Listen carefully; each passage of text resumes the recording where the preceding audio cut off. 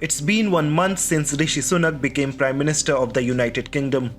He's the third Prime Minister to take charge at 10 Downing Street in the year and is still a few weeks short of surpassing Liz Truss' tenure. Within the Indian communities is a lot of euphoria, especially within the Hindu. You became Prime Minister, immediately the markets recovered. The pound has strengthened.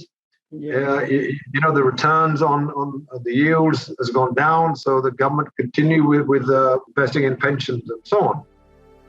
After the disaster of the Truss's mini budget, Sunak has been the safe pair of economic hands needed to calm things down, reassure the market, and try to get the Conservatives back on track after disastrous poll numbers.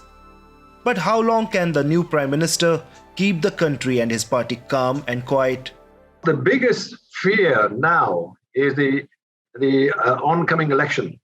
They do not dare to do anything now to risk, getting into a sort of negative situation, a year and a half before election, because they don't have time to recover now. In this interview, UK businessman Sukhbir Siddhu looks at the first few weeks with Rishi Sunak at the helm. I met Rishi Sunak personally when he was doing the rounds, what's called the hustings. So hustings was the two candidates, Liz Truss and Rishi Sunak, were going around the country and having a sort of 1 hour kind of debate in front of Conservative members in that area. One thing I noticed about him, he did not do the typical political, you ask a question, Mr. Sunak, why don't you wear suits? And he doesn't reply by saying, so-and-so doesn't wear suits. So he doesn't avoid the question. He would say, I don't wear a suit because today's a nice day. So he was a little bit more straight talking than the typical politician. Naturally, I voted for him. I don't mind admitting that.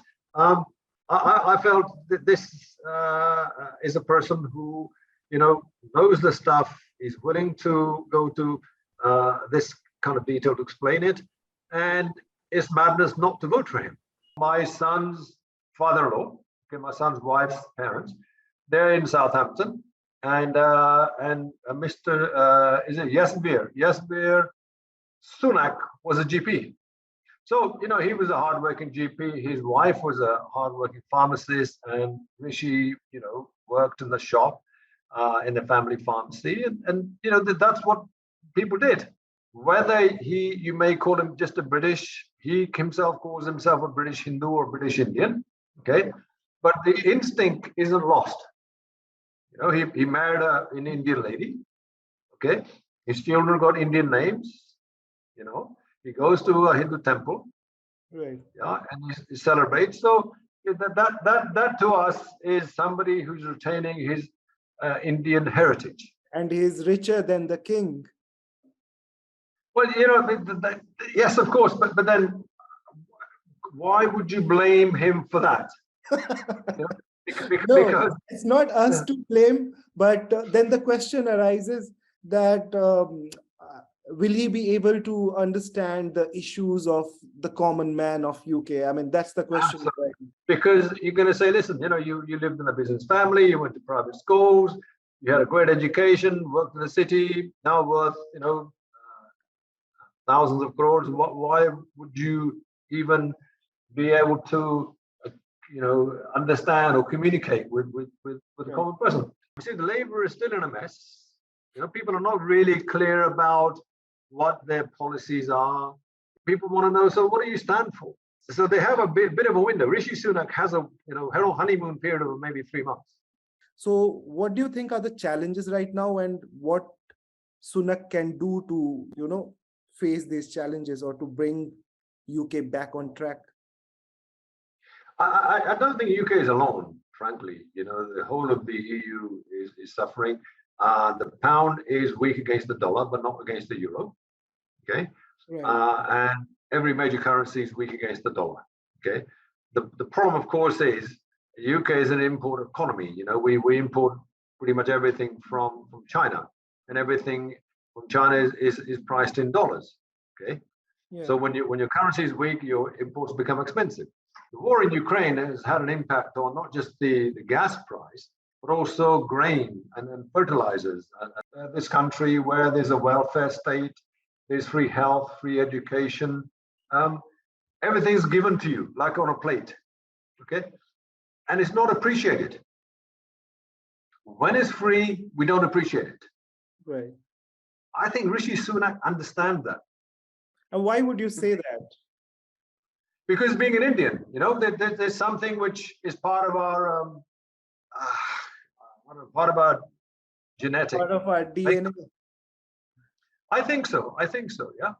So there are about 2.5 million job vacancies today in UK, and there are 2.5 million people who are claiming unemployment benefits. What do you think about India-UK relationship? How is that going to shape up in the recent future? Like, what is going to happen next?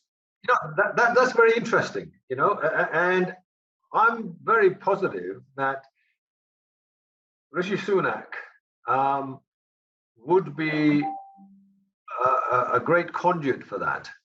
He's a pragmatic person. Okay, he's a financial background.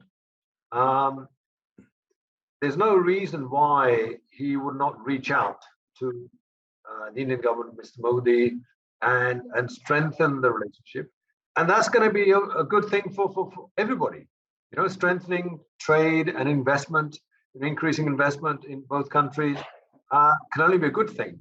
And I think there's been an up-down relationship between India and UK, and India and US and Europe because of the Russia. Right. And hopefully, with Rishi Sunak and his new team, he's got Suella Braverman, and he might bring back Priti Patel. What do you think will be the condition for the immigrants or the people who, like so many Indians coming to UK to work? I am sure this is not an Indian problem at all.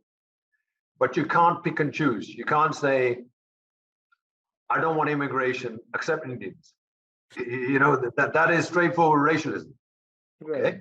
Right. It has to be driven by legislation. You can say, we don't want illegal immigration.